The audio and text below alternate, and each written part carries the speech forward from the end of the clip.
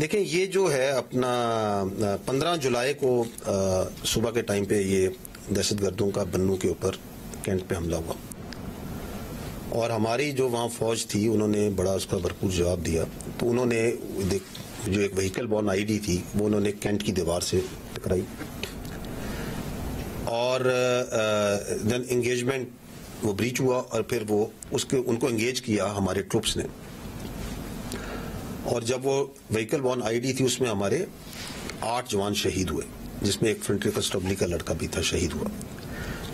ان کو انگیج کیا جب وہ پہلے تو اس میں الحمدللہ بڑی ہمت سے بڑی جوانمردی سے لڑتے ہوئے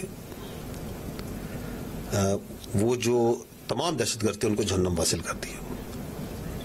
اور وہ جو ہمت اور جوانمردی ہے اس کی آپ یہ مثال دیکھیں کہ وہاں اور اس طرح کی مثالیں فوج میں بہت ہوتی ہیں لیکن آپ یہ دیکھیں کہ وہ سپاہی سبحان ہے اس نے اپنے آپ کو جیتے جاگتے ہوئے گرنیڈ پہ ڈال دی تاکہ میری کولیکٹرل ڈیمیج نہ ہو ساتھی بچ جائیں لوگ بچ جائیں. تو this is the standard of the response and the valour جو وہاں دیا گیا. یہ جو دہشت گرد تھے انہوں نے وہاں پہ اندھا دھند فائرنگ کی ٹھیک ہے اور وہ جو فائرنگ ہے ان کی فائرنگ کے نتیجے میں کچھ معصوم شہری بھی شہید ہوئے.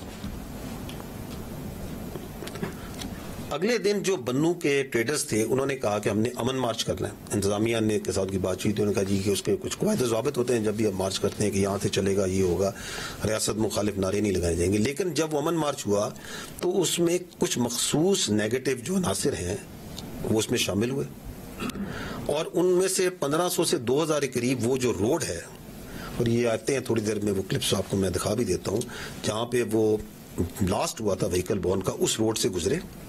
انہوں نے وہاں پہ ریاست کے خلاف فوج کے خلاف نعرے بازی کی پتھراؤ کیا. اس میں کچھ مسلح لوگ پہلے سے شامل تھے دے فائرڈ جس سے لوگ زخمی ہوئے اور انہوں نے وہاں پہ وہ جو کنات جو لگی ہوئی تھی ایک عارضی دیوار اور ایک عارضی دیوار کی تعمیر بھی شروع ہو گئی تھی وہ ایک دیوار کی اس کو بھی کرایا اور وہاں پہ جو سپلائی ڈیپو ہے جو سرکاری گودام تھا راشن کا اس کو لوٹا بھی اس کے اندر بھی لوگوں نے گھس کے لوٹے. اگر یہ جس طرح کہا جا رہا ہے کہ یہ 79 لوگوں میں فائرنگ کی جاتی تو کیا وہ اتنی تسلی سے وہاں آٹے گھی بوریاں چوری کر رہے ہوتے. اور اس واقعے سے اس جگہ سے 1 کلومیٹر دور تقریباً لگ بھگ جو مرکزی مقام تھا وہاں پہ بھی کچھ مسلح لوگوں نے جو کراؤڈ موجود تھے وہاں بھی فائرنگ کی اور وہاں بھی جانی نقصان ہوا. تو this is how it happened. جو فوج نے رسپانس دیا وہ بالکل ایز پر ایس او پی ایز پر آرڈرز تھا.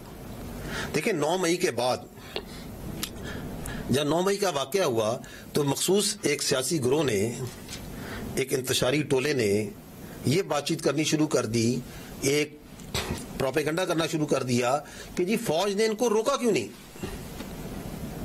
ان کو گولی مار دیتے. کیونکہ انہوں نے گولی نہیں ماری اس کا مطلب ہے انہوں نے خود ان کو لے کے آئے. یہ آپ کے سامنے یہ بیانیہ چلایا ہے یا نہیں چلایا گیا. تو فوج کا سسٹم بڑا کلیئر ہے. اف دیر از اے وہ ملٹری انسٹالیشن ہے بڑے کلیئر اس میں نیچے اور اس کے مطابق ہی وہاں پہ ٹروپس نے آفیسرز نے اپنے آپ کنڈکٹ کیا کہ آپ اگر فوجی تنصیبات پہ کسی جگہ پہ کوئی انتشاری ٹورا بلوائی آتا ہے تو پہلے اس کو بڑی کلیئر وارننگ دی جاتی ہے. اگر سٹل وہ آتا ہے تو پھر ایریل فائر کیا جاتا ہے. اگر سٹل وہ نہیں رکتا تو جو اس طرح پھر اس کے ساتھ ٹریٹ کرنا چاہیے وہ ٹریٹمنٹ ہوگا. تو انہوں نے اس کے مطابق ایریل فائر کیا. اور میں آپ کو یہ بتا رہا ہوں کہ اگر وہ انہوں نے مارنا وہ آپ دیکھیے گا میں آپ کو کلپ وہ منگوائیں اس میں آپ دیکھیے گا کہ وہ کس طرح جو ہے وہ آٹے کی بوریاں بڑی تسلی سے لے کے جا رہے ہیں. ٹھیک ہے. The issue is over here is کہ یہ کیوں ہوا. یہ اس لیے ہوا کہ آپ کی جو قانونی نظام ہے جو آپ کا عدالتی نظام ہے جو 9 مئی کے کرنے والے ہیں اس کے جو سہولت کار ہیں اس کے جو منصوبہ ساز ہیں جب وہ ان کو ڈھیل دے گا جب آپ ان کو کیفر کردار پہ نہیں پہنچائیں گے تو ملک کے اندر انتشار اور یہ جو ماب مینٹیلٹی ہے، اسے ماب مینٹیلٹی کہتے ہیں، یہ فاشسزم ہے، یہ فسطائیت ہے،